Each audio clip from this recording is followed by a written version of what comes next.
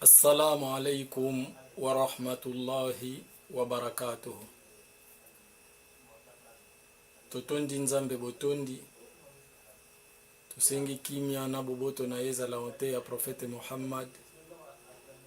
Ezala na libota na ye na baekoli baepe bandimi bansu bakolanda na bola muti mokolo mwasuka. Amin. Sima ya kopesa bino mbote esantu o elingi koloba kimya ya nzambe ezala na bino. Pe kosenga kimya ya nzambe ezala onte ya profete Muhammad sallallahu alaihi wasallam. Na libota na ye na baekoli bae. Tuzali korealize kaka elaka oyo topesaki mbala eleki. Na mokolo ya lelo tokosolola masolo etali kondima na nzambe. Kondima na nzambe ezali moko ya makunzi motoba oyo ezwami na kati ya Islam pona kondimela nzambe. Donc na français tobengi les piliers de la foi en Islam. Ba pilier ya foi to makunzi ya bondimi ndenge Islam ezali ko présenter biso yango ezali 6. Na kati ya 6 pilier wana tusepeli lelo to banda kosolola na pilier ya liboso oyo ya bondimi. Yango ezali kondima na nzambe, la croyance en Allah, to la croyance en Dieu. Yango wana masolo to kosolola lelo. Bato mingi soko tuni ya koyebiso na za mondimi na ndimaka na ndimelaka nzambe, c'est vrai, mais tozwi luxe o lelo ya kosolola lisolo ya bopo moto na moto atala par rapport ya makambo to koloba soka za na réduction abongisa soka zalaka na page comme ça a continuer ko forcer yebake aza mondimi. Tangu tolobi kondima na nzambe bondimi nanu totalement ezali na 6 piliers mbaleleki totangaki ba piliers wana ya foi. Tolobaki ezali kondima nzambe, kondima ba angelu ya nzambe, kondima babuku ya nzambe, kondima bantoma ya nzambe, kondima mokolo ya suka, pe kondima destin. 6 oyo belelo tokolobaka kondima na nzambe. Kondima na nzambe ezali nini? D'abord il faut moto ayeba ke nzambe azalaka. Koyeba nanu ke nzambe azalaka. Me pona kondima ye malamu ezali na makambo oyo tokomona ke tokaboli yango na biteni misatu. Makambo wana soki yo realize yango tokoki koloba ozali mondimi ya solo. Biteni misatu wana ezali kondima nzambe ka azali ye mei, azali ye moko. Mais kondima ka azali ye moko na 3 formes. Forme ya liboso ezali ondima nzambe na bokonzi na ye oyo biso tolobaka tawhid rububiyya. Neti kondima nzambe par rapport na bokonzi na ye, par rapport na royauté na ye. Ya mibale ezali tawhid uluhiyya, kondima nzambe par rapport na ba acte na yo oye bake ye mutu azali ko mériter adoration nyonso.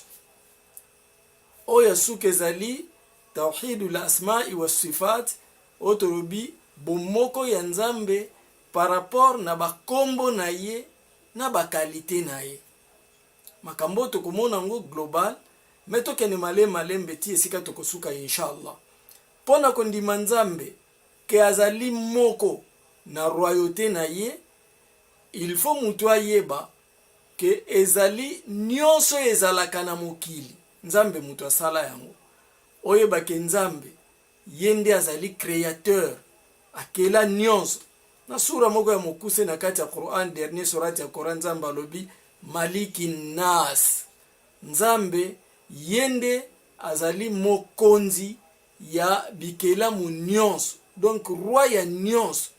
Yoka sura ngone kul a'udhu bi rabbin nas, loba nazali kosenga protection epa ya nzambe oyo azali roi ya batu nyonso. Rabbi soki to traduire ngo roi quelque part ko kozala pe na moi diminution muke. Rabbi ezali créateur oyo tango a créer azui pe en charge ba créature na ye. Nde ye wana Rabbi. Donc nzambe yazali mokeli ya batu nyonso pe yenda azwa bikelamu batu kaka te bikelamu nyonso pe yenda azwa bikelamu nyonso en charge. Moto akosala mesa me mesa na le mususu ekende fanda na ndako ya mutu mususu et puis mutu mususu mutandozwa soin nango ayebi pe susu te ke nasalaka mesa moko ezalaka pa itel pona ko protéger ngo banini yaza na likambu kuna te. Différemment na Nzambe soka keli azali kolandela eloko wana ti suka na yango azali kolandela yango ebi ke ezosala bo nyonso eloko ane kosala ezosalama na ordre na ye pe azali koprotege soki esengi elia ye mutu apesaka yango eloko akolia soki esengi ezwa bonne santé ye mutu apesaka yango bonne santé soki esengi ekufa ye mutu akopesa liwa nyonso. Donc eloko wana ye asali ekosala ezali na pouvoir na ye nde azali rabbi na sens wana azali créateur nyonso ezali na mokili ye mutu akrea yango aza na deuxième oyo akrea te fo oyebelaka ndenge wana oyebi ke Nzambe nde akela nyonso Nzambe nde aza mokonzi ya nyonso Nzambe nde apesaka bozwi Nzambe nde apesaka liwa Nzambe nde apesaka bomoi Nzambe nde apesaka mabota oyebi boye ke tu oyo esalamaka na mokili Nzambe mutu asalaka ye mutu akela likolo ye mutu akela mabele akela banzete akela banyama akela batu akela bibale mai nyonso ye akela bazamba tu ye mutu akela eza na eloko mosusu te ekela a part ye. Attention bato ba fabrika biloko bazali okoloba na nini eske camion Nzambe mutu fabrika ngo non wana ko fabriquer eza ko créer te même temps bato ba utilisaka ba terme créer pour na certaines personnes na biloko misu bazali ko sala ezali peut-être na sens figuré na sens propre créateur aza moko parce que créateur soki azali ko sala eloko na ye akozwe eloko ya moto mususu te a utiliser. Voilà pas créateur azali ko kesana na ba fabrika ya biloko misusu. D'ailleurs mutu azali ko fabriquer Nzambe nanu mutu a créer ye. Donc bako comparer na Nzambe te. Nzambe alingeke la mutu akosalela mabele akosalela mai akosalela moto nyonso wana ye moko akeli mabele na ye akeli mai na ye nyonso ako utiliser po akela eza bikela muna ye.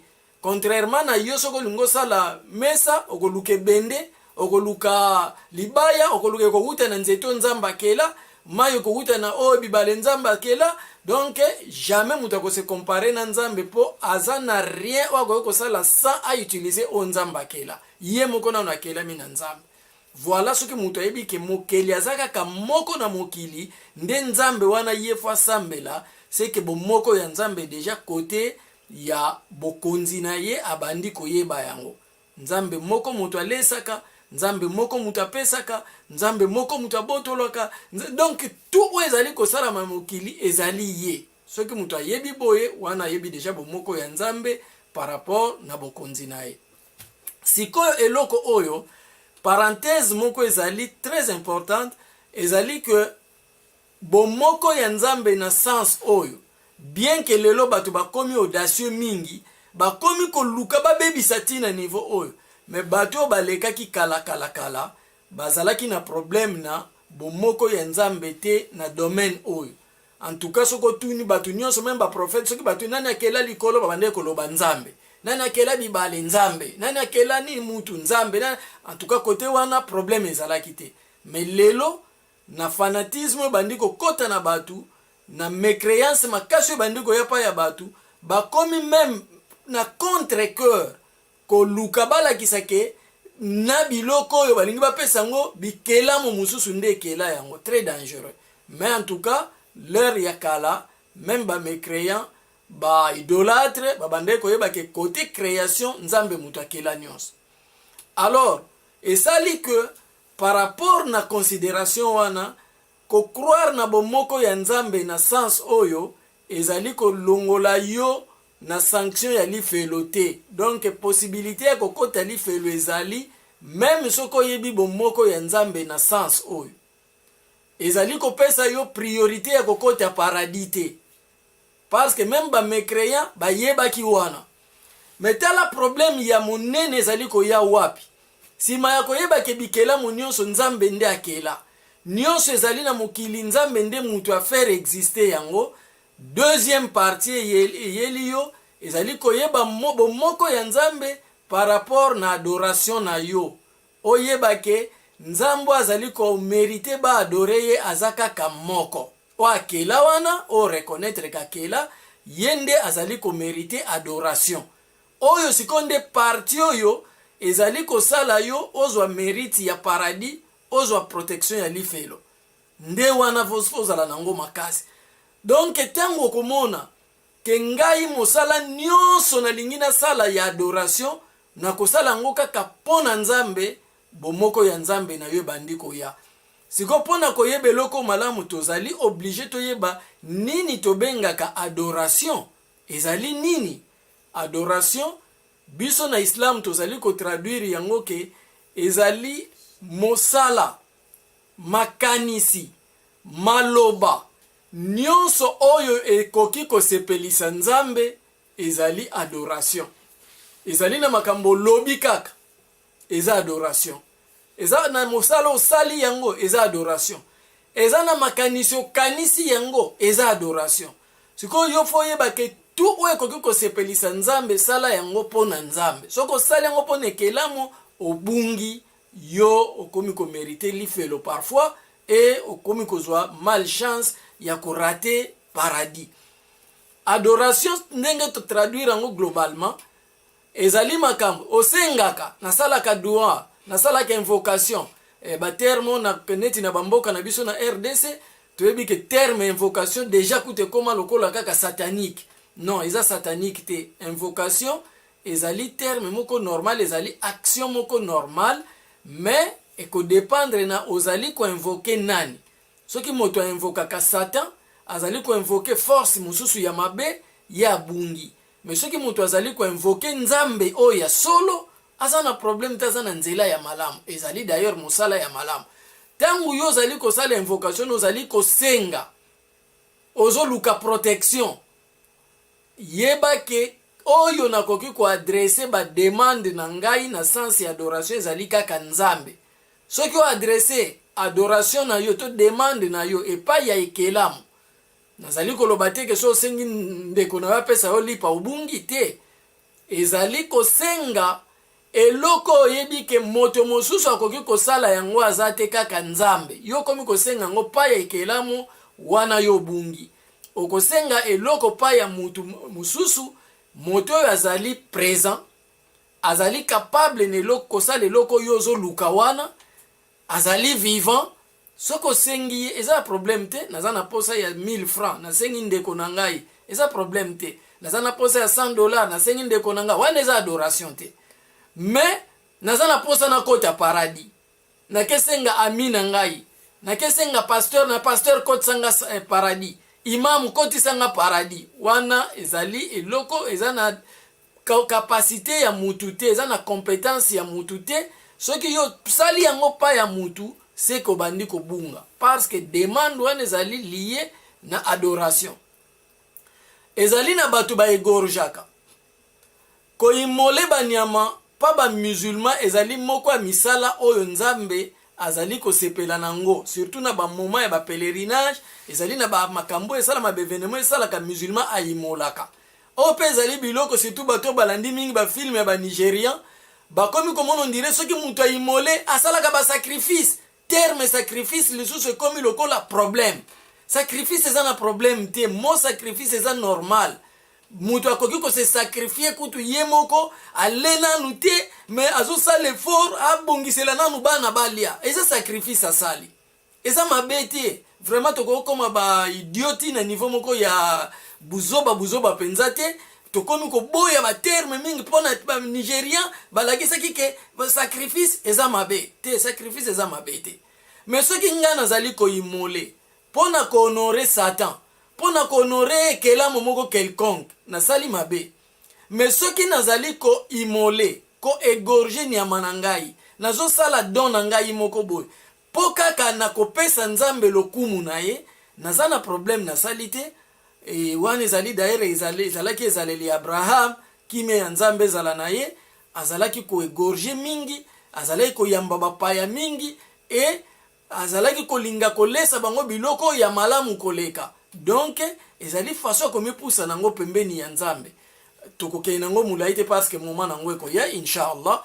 Na donc misala nyonso oyo ya malamu ekoki kosepelisa nzambe ezali na cadre ya adoration okoki kosalela ngo ekelamu te nasambelaka nakoki kosambela eloko mosusu te apart nzambe soki nasambeli ekelamu na bungi kosambela losambo na kosambela kaka nzambe donc losambo ezali adoration mais na kosalela ngo nani nzambe na kosalela ngo ekeko te na kosalela ngo moto te na kosalela ngo kaka nzambe.